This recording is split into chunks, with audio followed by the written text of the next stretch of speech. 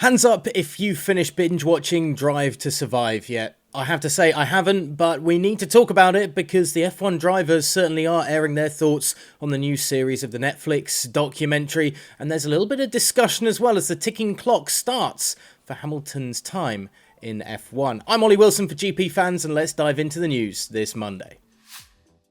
Lando Norris and Carlos Sainz have erred on the side of caution when it comes to buying into the storylines of Netflix's Drive to Survive series, as the streaming giant comes under criticism for the embellishment of the actual drama of a Formula 1 season. The McLaren driver Norris features heavily in episode 2 of the series, with the focus around his relationship with teammate Daniel Ricciardo, but Norris has noticed inaccuracies with the way the pictures tell the story as the series looks to add layers to the action on track. The British driver points to an incident in Bahrain as the episode looks at the internal battle between the two teammates.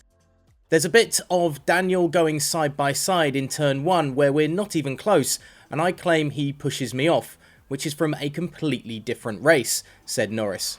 From my side, it looks good, maybe not so much from the other side, Ricciardo's, but there are obviously some comments here and there that may be out of place.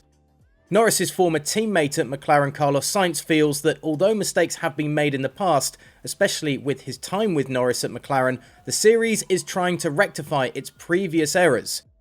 I think it was pushed a bit too far, and even all the fans that know Formula 1, that is a lot, realise that Netflix went probably a step too far with Lando and me, explained Sainz.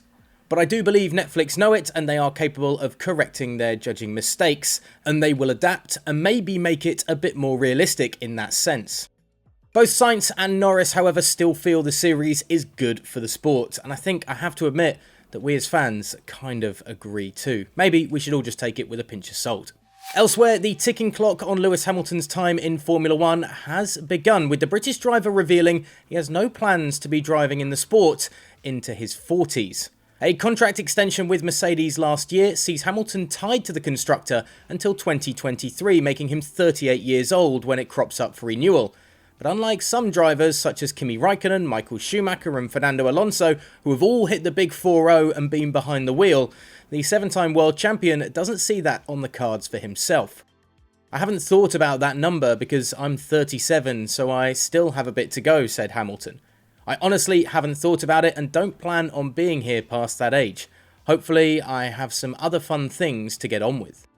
So maybe, just maybe, we are starting to now set a marker for when Lewis Hamilton might retire.